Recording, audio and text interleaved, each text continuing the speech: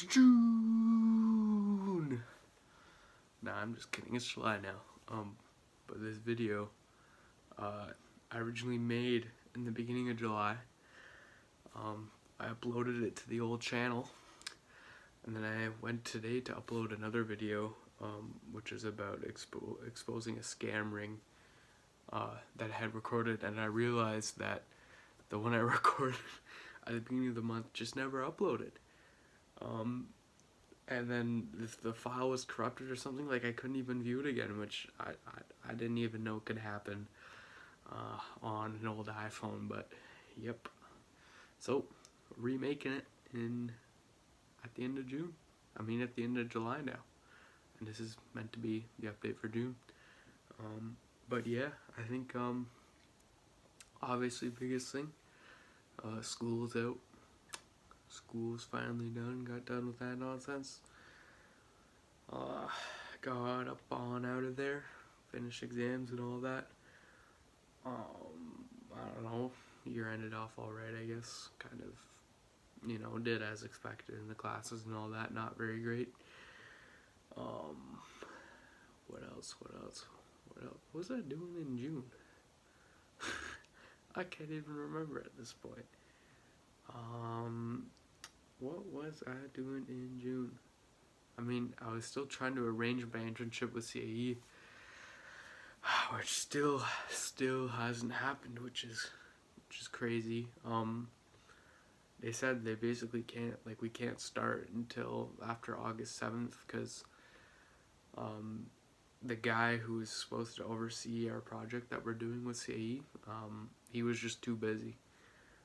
And then CAE, they're in the doghouse right now, right? They're in some economic troubles or whatever. It's hard to justify having on 4 interns to work on a project when you're like that, especially if you're not a tech company. So yeah, that's kind of how it goes with stuff like that. But yeah, June, tried to work that out. Still basically only figured it out this coming July. What else happened in June? I'm basically just finishing a bunch of stuff up, even though it doesn't really look great on paper in terms of results or whatever. It is just a lot of work to finish up the school year, to get ready for demo day for TKS and all that, especially all at the same time. And then of course finishing up any projects, and kind of get ready for summer mode, because at least kind of how I work, when if I kind of stop working, or if I kind of if I take my foot off the gas pedal, especially after going crazy for the while beforehand, basically just full burnout mode will take over. And that's kind of what I learned about myself over the past year, at least during winter and summer break, because honestly, I'm not even trying to make it sound like it's a good thing, but the way in which I work, and just how much general stuff I do, it's just not sustainable, really. So whenever I'll describe it because I have asthma, right? It's sports induced asthma, whatever. And I used to be a big competitive swimmer. I wasn't good, but I used to swim, right? And I still play. Obviously, I play sports all the time. It's a big part of my life. But I think it's the same. If you have asthma, right? It doesn't. At least my asthma, and at least the way the sports induced asthma is described to me, is it doesn't affect you when you're doing stuff until you stop, right? And I think that's why swimming was kind of my sport, is because it's you're not really breathing anyway, right? So when you stop, it's extra bad, but it's not very bad to begin with. But I think it's kind of the same deal with my stamina or work ethic or whatever, to be honest, right? Because basically as soon as the school year stopped, I didn't have any, like, I knew my internship wasn't going to start soon. I realistically didn't have a terrible amount of project work that needed to be done. Nothing too big in the goals. So honestly, I've been chilling for the past few weeks. Just trying to recuperate and all that after the year that kind of happened before. And it's just been over the past week that I've started to ramp up and started to work on stuff that I like again. But it is very stressful almost to be like that, to be like,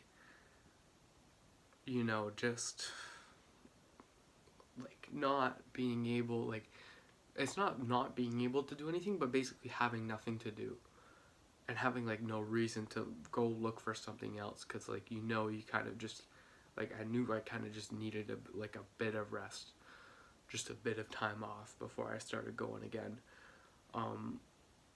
But yeah, I mean, basically the only thing I did, because in June, another thing I did in June was I got nominated for the Moorhead Kane Scholarship. I think I've talked about it already.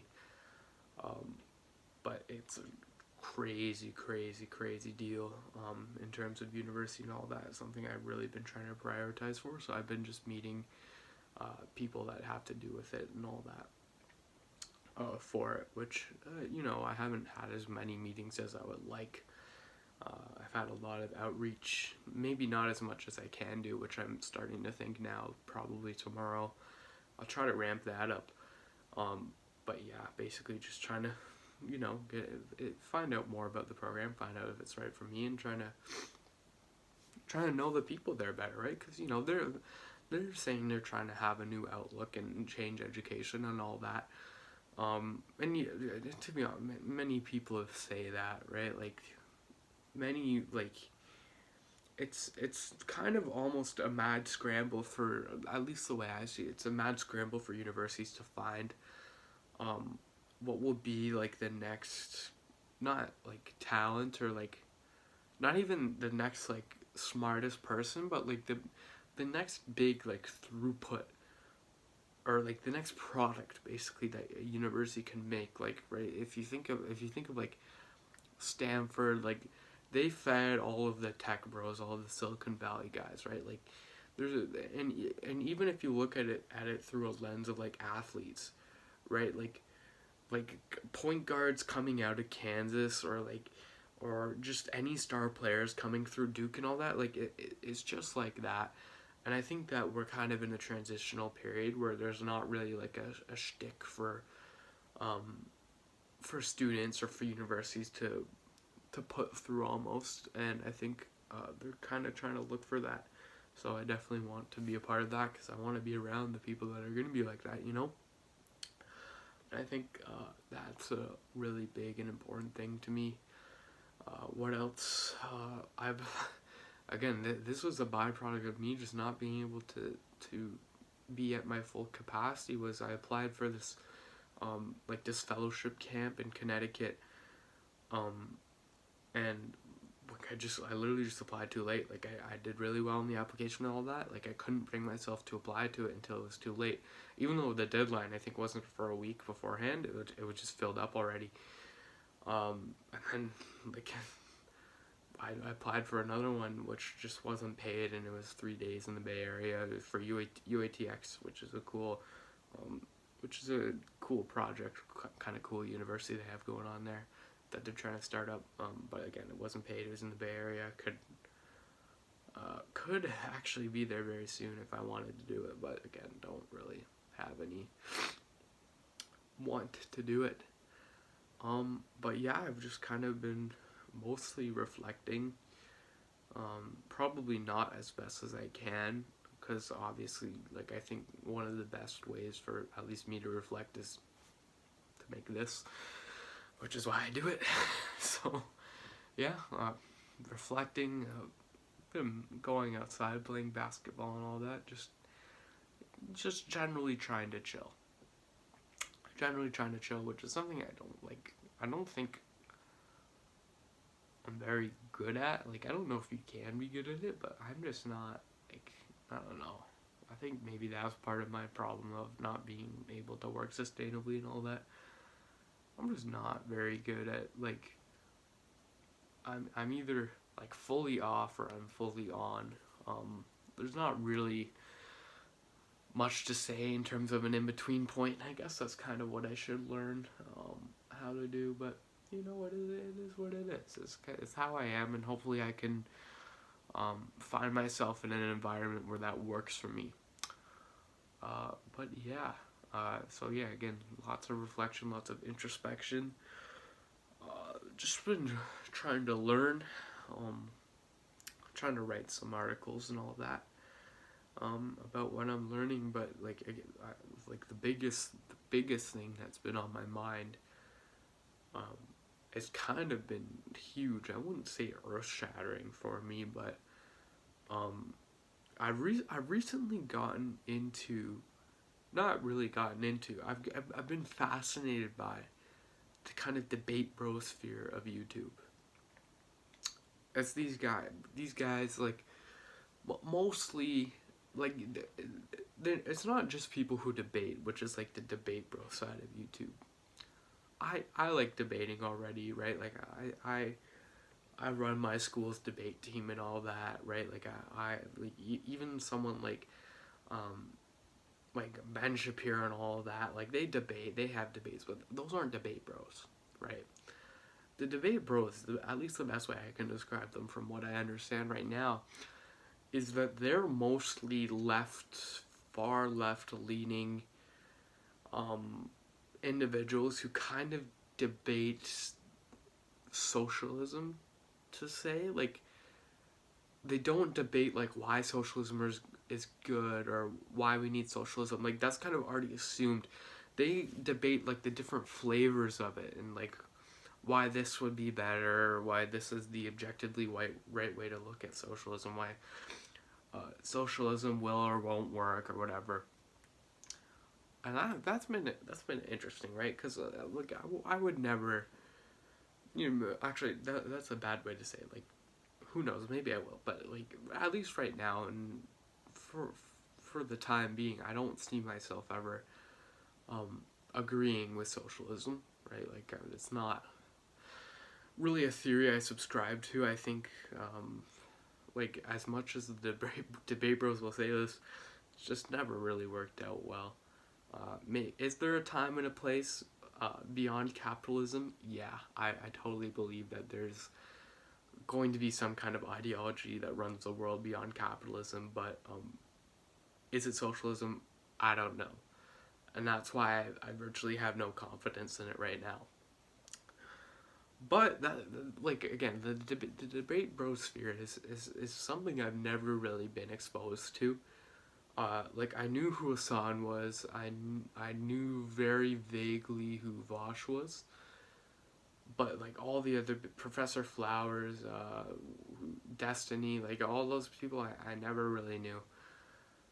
Um, and I don't really know why I got so interested in it. Like, of course, like I really like to seek perspective, right? Like I like to challenge my thoughts. Like, of course, I'm not perfect at doing that, right? Like I don't think anyone's perfect at like having an objective viewpoint on the world and always challenging their thoughts, right? Like of course I'm one who can get caught in like an echo chamber, especially on the internet. Um, but like of course I like to seek out other takes and other opinions because that's cool, right? Like I'm just interested in it. And generally I don't know how much I've talked about this, but like over the last while, my political opinions have decently changed. And I think that's a good thing because like they've always been changing, right? Like I'm 17, I can't even vote, so it doesn't really matter. Um, and I think like they'll probably be changing throughout my whole life. I'm not gonna lie. Um, but like to give it some context, for the past like 1 or 2 years, like especially in the pandemic, I would say probably leaned more right, like not crazy right, none of that.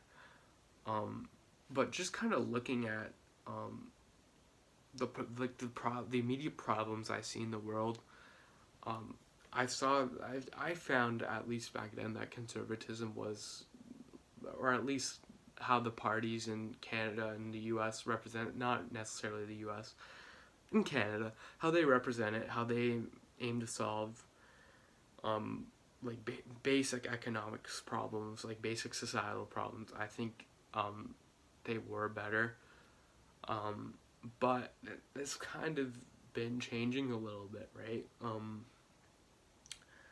And it's again, it wasn't the socialists; they weren't a part of it. I think they're on a whole separate sphere.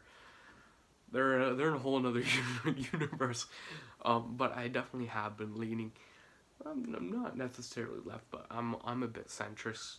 Not necessarily even centrist. I don't even know what to. I can't put really words on it. But let's just say I'm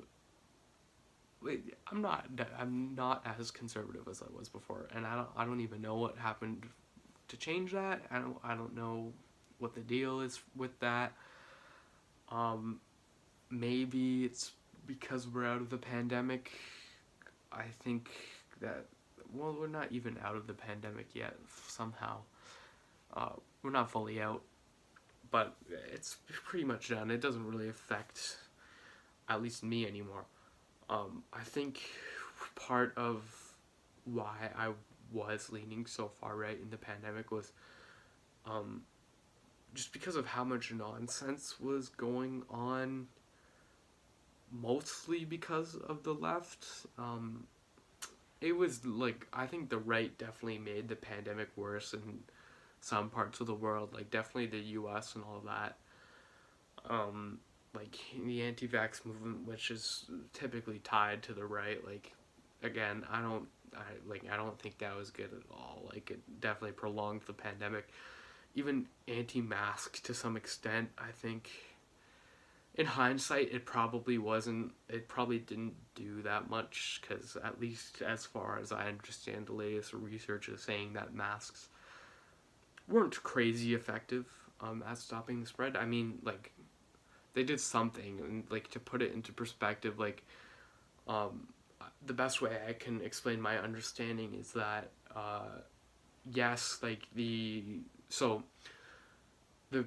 study is that the mask that you wear, this is excluding even like cloth masks, all that. I think by the end, most people got the memo that you should probably be wearing N95 and all that. The study said that like the virus gets through like almost always, right? Which is obvious, and that's fine. But like, there is some nuance to it, because like most uh, of the virus is spread through water droplets, like through sneezes and just general breathing and all that. And that the mask is pretty effective at stopping. So it's not like of course it's going to limit like some spread, right? Like if it's like sneezing into your elbow or your shirt or any of that, but just like generally from breathing and all that, it's not as effective. At least that's how again, I'm no doctor or anything, right? I'm just here to explain my understanding. You shouldn't, if you are someone who's watching this and you're not me, which is I don't even know why, you shouldn't learn from that, right? Like, go research it yourself. Again, I'm not a doctor. That's just me explaining my understanding. It's almost certainly wrong. But the context I derive from it, or the axiom it places for me, as the socialists would say, is that the masks weren't crazy effective. What does that have to do with it? I can't remember, but yeah, I didn't like what the left, at least in Canada, was doing in terms of handling the pandemic. I thought it was ridiculous. We, like, honestly, it wasted like a year and a half of our lives when probably didn't need to.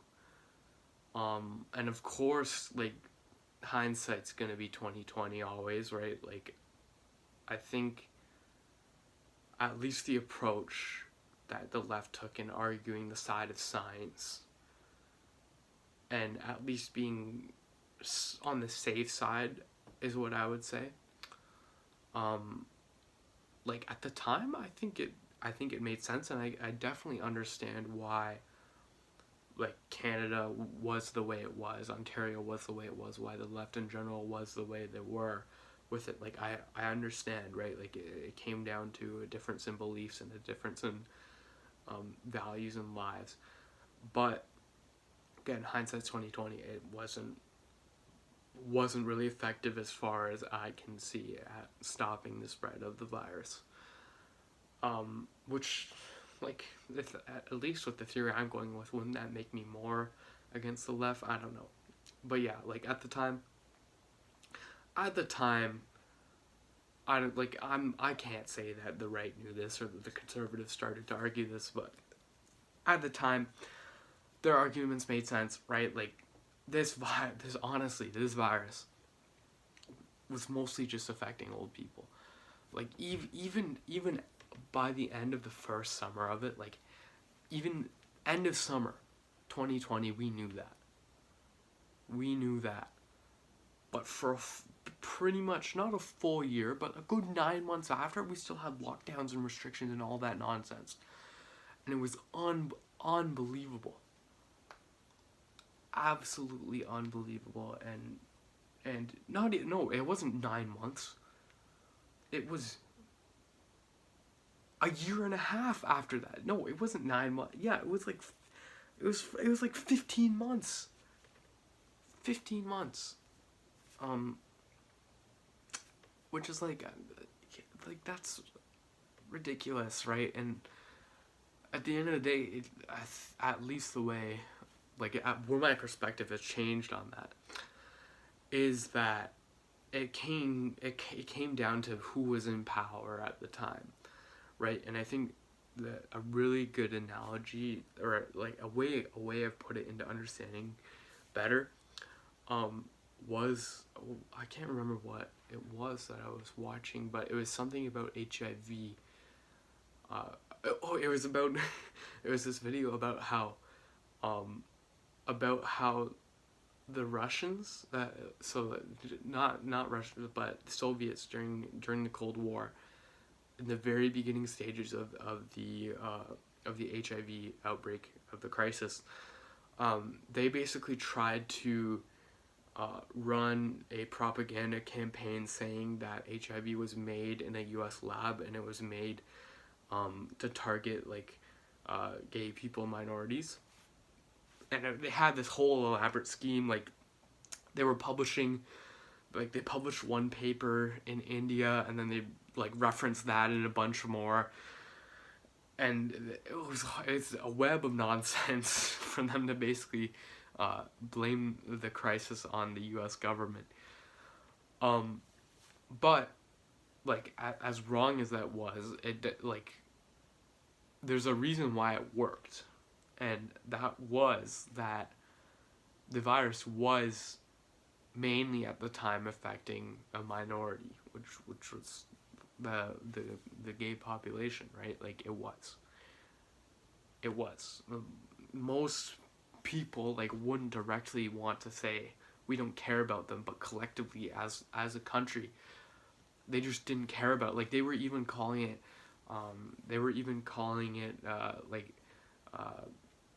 what were they calling it? They were calling it like gay immune defectivist disorder, or something, like GIDS or GRIDS or something, like something crazy, right? Something unreasonable. But again, there's a reason why it worked. And that was that most people just they didn't care, and like, even most bigoted people wanted to see them suffer and die, which is terrible, right? But when I was watching that video, whoever made it, I can't remember who it was, but they did a really good job with it. But they put it into some perspective with saying, like, hey, this HIV at the time was, like, if you had it and you got AIDS from it, like, it would stay with you till death, right? Like, it would almost certainly be the reason why you died, and you could develop any multitude of cancers and all that, that would result in you dying because of AIDS, and it was almost a certain death sentence.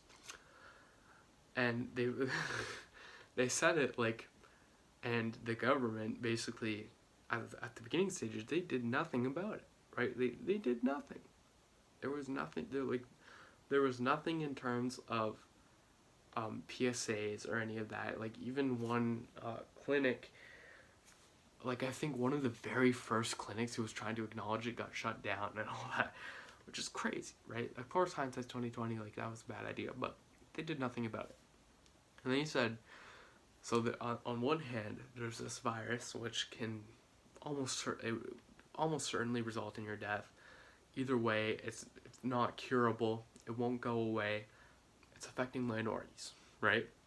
And on the other hand, you have this virus which presents itself mostly as a flu.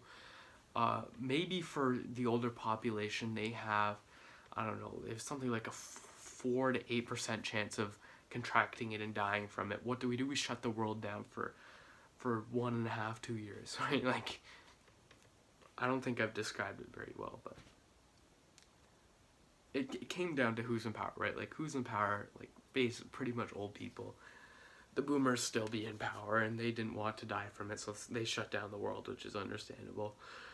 And why the conservatives didn't want to, I'm not sure. I think they had some kind of blissful ignorance towards the situation that somehow miraculously worked for some of them. But yeah, that's, again, I still can't really pinpoint why my opinions have shifted so much. Like, they haven't shifted crazy, right? Like, most of my beliefs are still the same. Most of what I want from the world is still the same. But what I've really enjoyed from watching these socialists is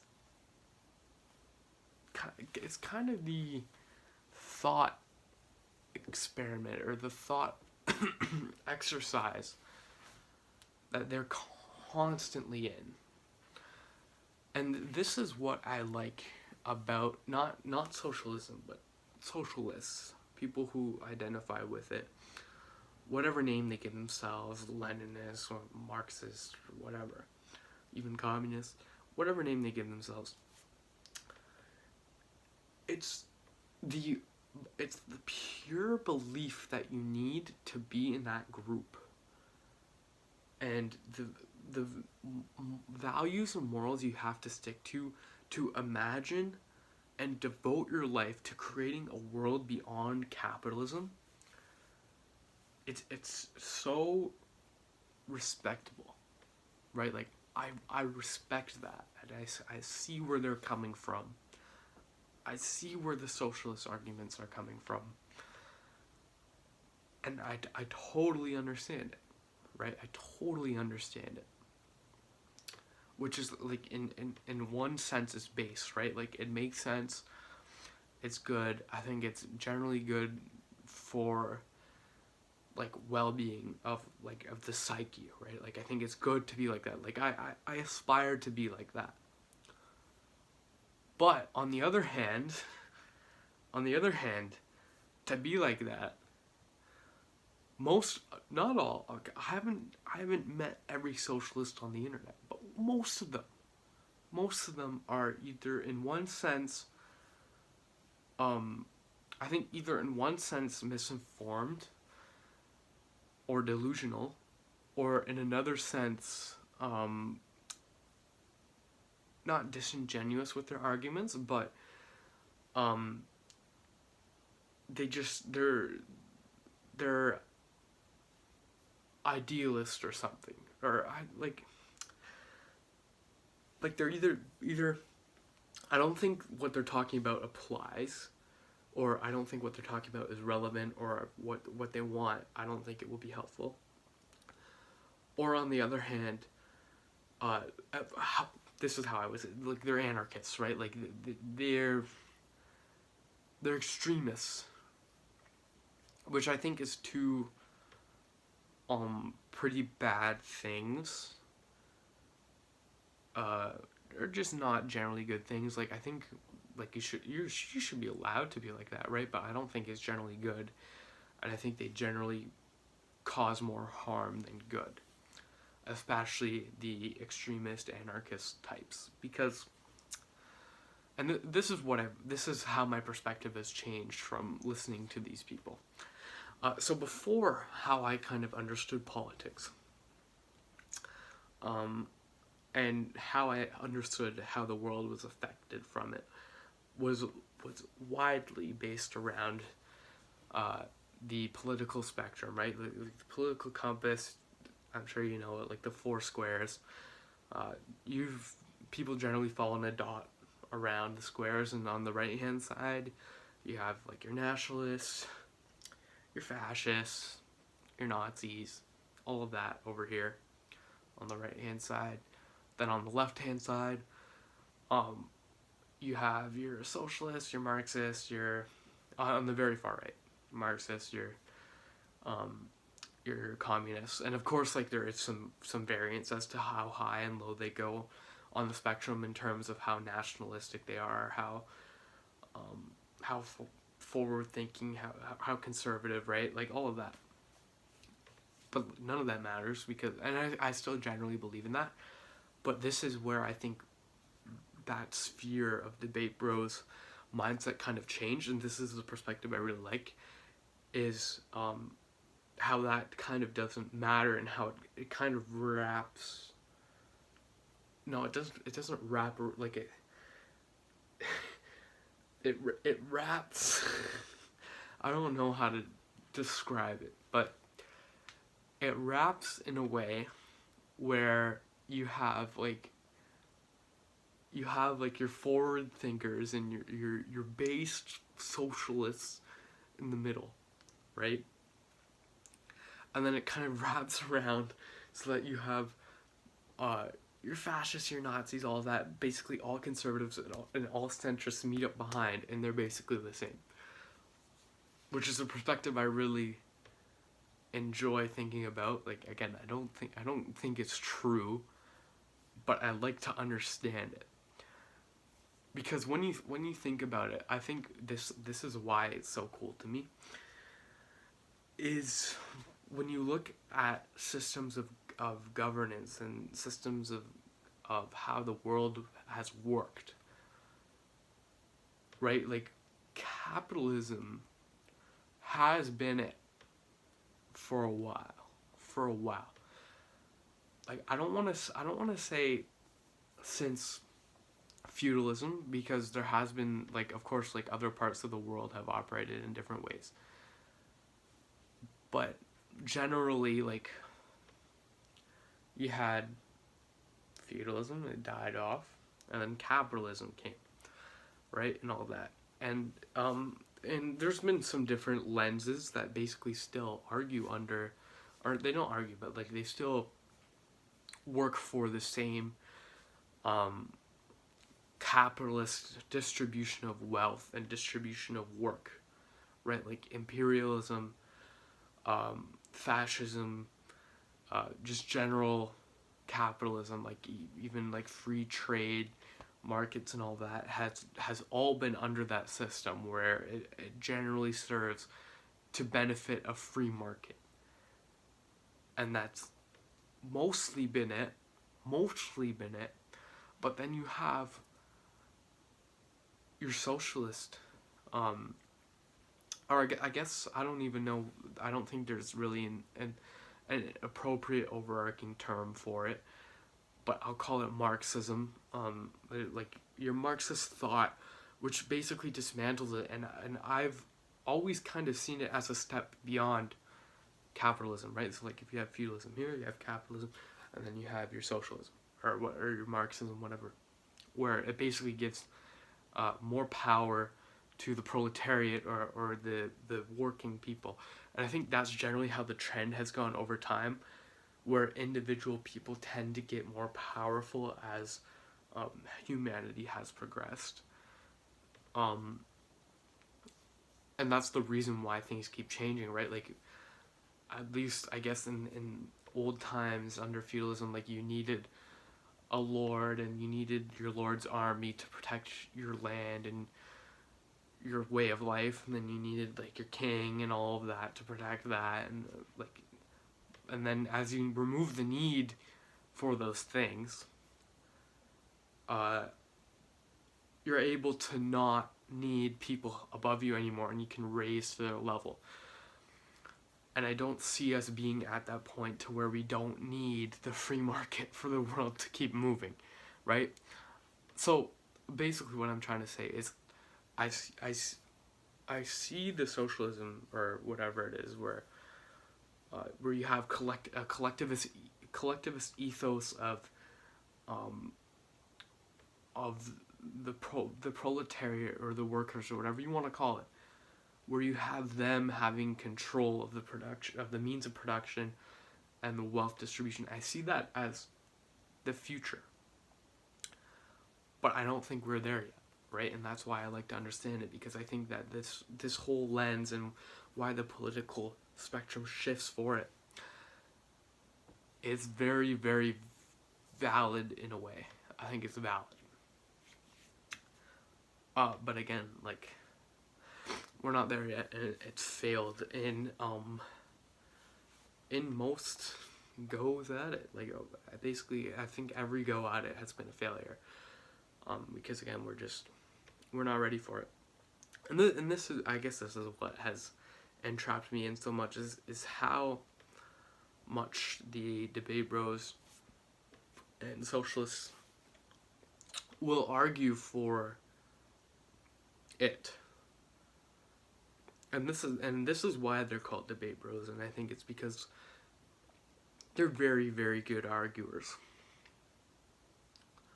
Right? Like, they generally, I think we're of the same belief in that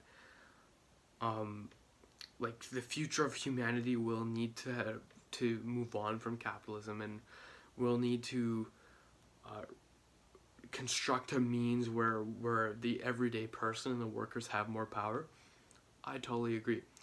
Right? I don't think that's anywhere soon, but they see that, and I think this is how I would describe most of them, is they heard that, right? Like, maybe they were in, like, I don't know, like 9th grade English class or something, like they read something from Karl Marx, and they were like, wow, that makes a lot of sense. But then their mind just hasn't changed since, right? Like, they connected two and two together at whatever age, which I think is pretty, like, I think it's a pretty advanced thought for humanity. Like, I think it makes a lot of sense. At least it made a lot of sense to me when I started kind of making that framework for understanding how time moves on, and they connected two and two together, and then they just never moved on from it. Like, they've always kept arguing for this thing which might not ever happen in their lifetime, right? Like, they want to make a communist society, which, like, even they argue has never been done. It's never been done. And this is what is crazy about them. And so, again, like I said, they mostly argue about, like, the different quims of socialism and what kind of socialism is better or whatever. But every once in a while, they'll argue, like, I guess your everyday normie political person, like, not even generally, like, it won't even always have to be people on the right. Like, they just generally beef with people on the left too, and centrist, right? Like, it's crazy what they say about these people. And I guess I use Vosh as the main example. I know, like, most of them don't even like him, but I think he is, at least for me, an encompassing figure for their movement. In that, I don't think, like, I think Vosh is smart, right? I think he's a smart guy. I don't think he's generally well informed in terms of his political opinion. I think there's definitely, like, of course there's going to be people on that side, like, especially of the socialist side, who are more informed. Like, they have many, like, in their circuits, like, they have many PhDs in philosophy experts and all of that. And I think they're definitely pretty well informed, but like the general socialist, I don't think is terribly informed. And I think, at least to me, and I think this is why they've gotten so popular, is they don't really use it as a means to better understand the world or even to better humanity. I think they just use it as a means to like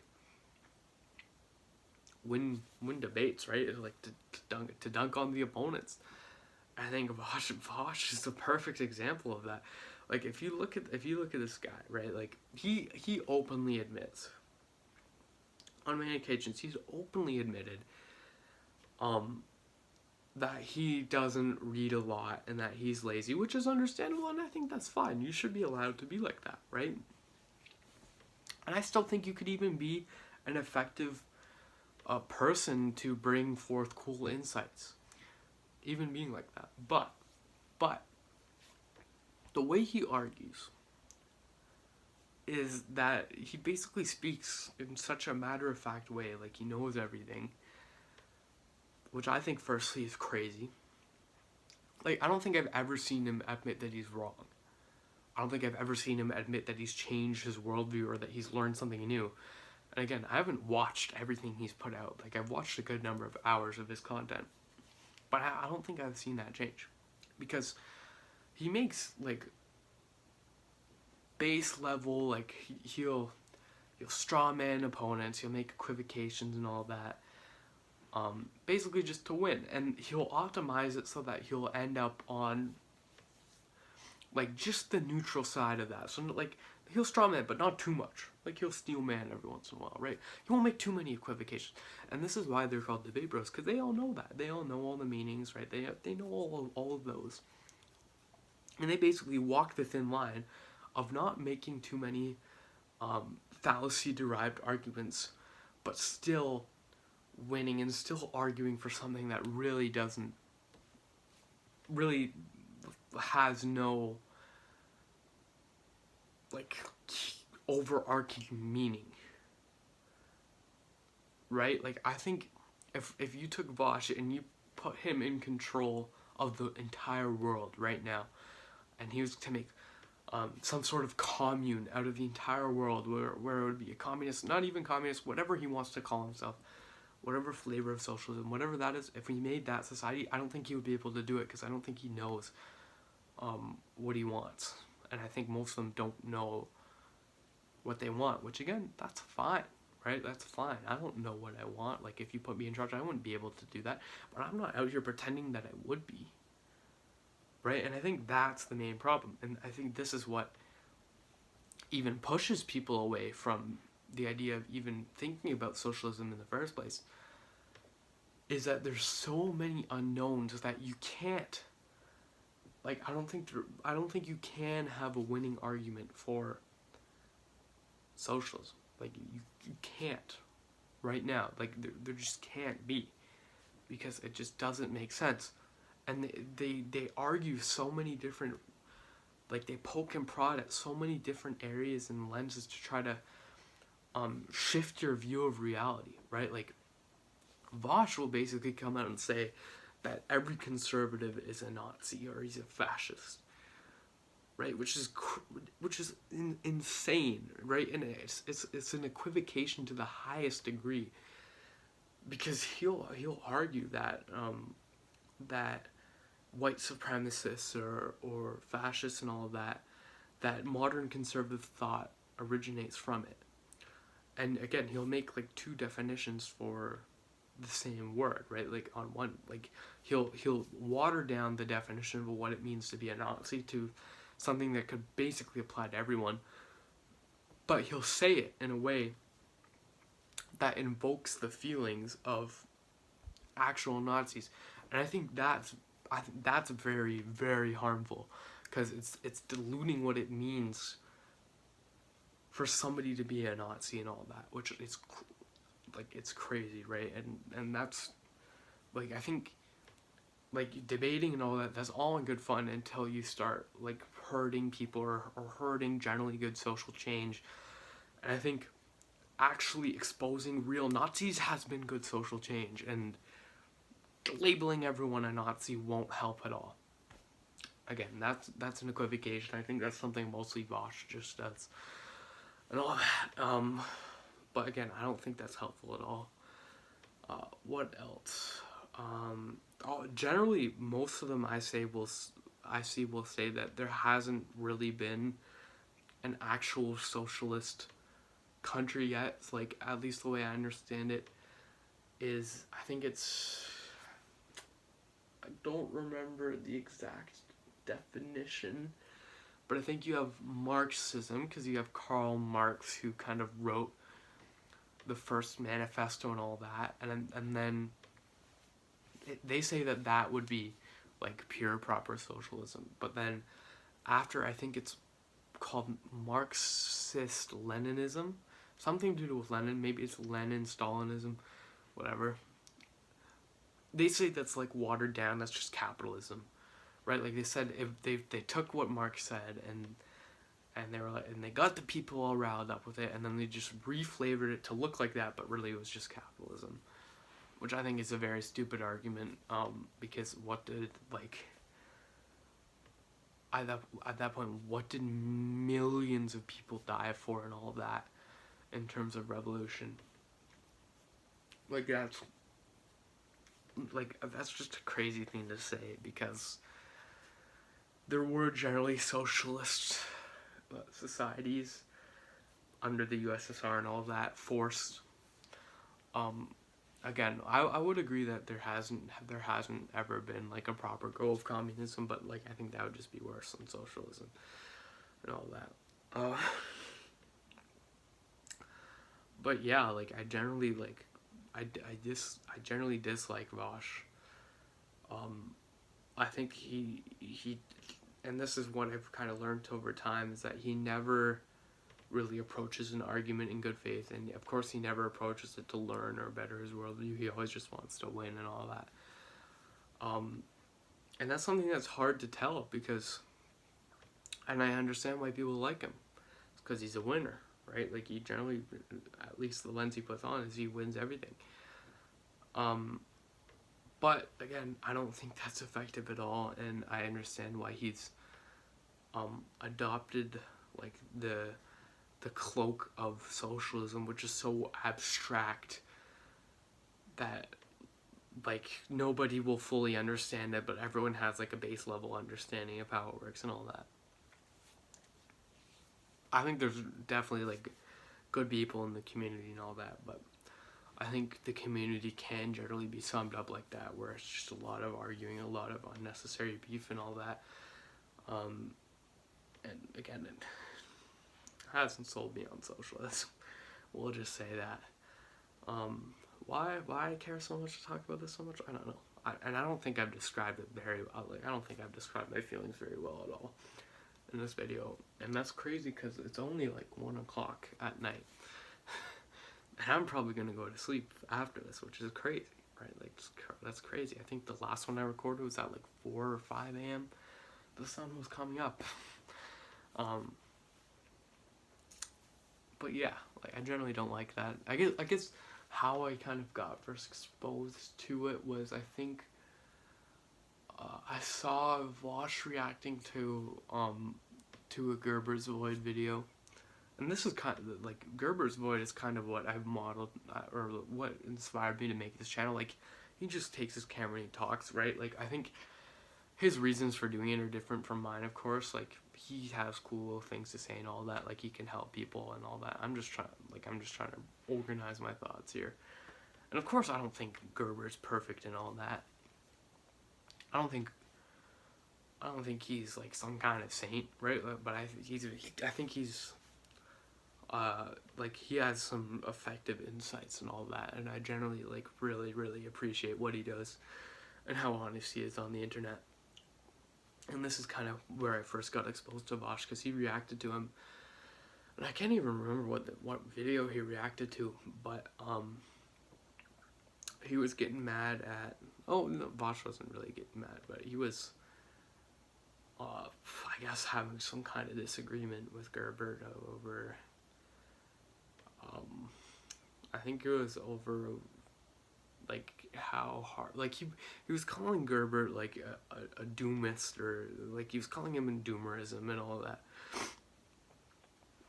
like saying no, you don't have it harder than generations before and all that, and generations before weren't that great, which like I think the latter parts of that argument are understandable, right? Like I think of course, like I think Gen Z, Gen Alpha, like they're gonna have it better um than the baby boomer generation, all that. But I think we have like undeniably different challenges that we're facing. And I think that they're actually coming up in ways that are way harder than expected. Like especially the adaptation of being online and social media and all that. Like the consequences that those are having are way unexpected and way underrepresented, I think, and way like understood in the psyche of society. And I think this is what kind of got me to first look into Bosch, because I think he made an argument that made sense, but it was so like it made sense from a point where it was obvious that he just was misinformed, or he hasn't dealt with the challenges himself and all that. And that was pretty I guess that's what got me interested in it, because it was like, okay dude, like obviously like your argument makes sense on paper to you, like I'm not gonna like Gerber's not gonna be able to change your mind, but it's so obvious that you haven't actually faced the challenges that he's talking about, that it doesn't necessarily invalidate your argument, but it's like, I don't know, it's like, why are we even doing this in the first place, right? And of course, like I think some of his criticism of Gerber was valid, but you know, it is what it is. Yeah, I don't think that they're like mad at each other or any of that. Like I'm not out here like to defend Gerber or anything. Like he can do that for himself, but I generally just think that it was eye-opening to see kind of the debate bro community because of that. Ooh. Oh, it's been a while. Oh my god. I'm actually not feeling very great as I'm making this video, I'm not gonna lie. It's probably why it's gonna turn out so bad, but I don't know if I'm getting sick or something, but I've kind of had an on and off headache all day. And I just ate a bunch of pineapple, which doesn't seem to be helping for some reason. I don't know why. Maybe the acid's upsetting my stomach or whatever. But yeah, that's kind of been June, July, all that. It hasn't been like, I wouldn't say like an uncontrollable train or runaway roller coaster or any of that, or runaway train, or I don't even know how to say that. My life hasn't, like, I don't feel like I'm out of control or that I've lost it or I've lost my ability to work on what I'm interested in, but it has kind of felt like that in the back of my head. Like when I look every day at it in terms, especially when I was on my break, when I would look at like how little work I got done, like that worried me, right? Like where I wrote like 2 paragraphs for an article, and then like I buggered off and played some video games, and then I watched a show with my sister, and then I showered, and then I went to sleep, right? Like that was worrying, but I think the name of the game right now is to just slowly, ever so slowly ramp it back up, so I can be back at full steam ahead by the time the school year starts. Because I guess maybe I'll have to try in grade 12 or whatever. We'll see what happens with Moorhead Cane and other universities and all that. But yeah, well, I guess the Moorhead Cane University situation has kind of been a huge mindfuck. It's like, what do I do? What do I prioritize? Like, do I unapologetically be myself and work on what I'm interested in? Like, can I bet on me and Moorhead Cane will bet on me too? Or another institution like Minerva will bet on me too? Or do I have to like kneel down to like the status quo of how universities work and all that? I don't know. I guess we'll see, and it'll be documented, I guess. My thoughts and feelings towards it will be documented. But yeah, I guess that's kind of all I have to say. I think I might make another video tomorrow or soon or something after I upload my scam baiting video, because honestly I think I have more to say, but I think I've lost it. Like, I'm not feeling good here and we're already at an hour. I think I might get sick or something, but I don't know, stay fresh or whatever. I guess don't eat a lot of pineapple if you have headaches, but I'll guarantee you I'll be back soon.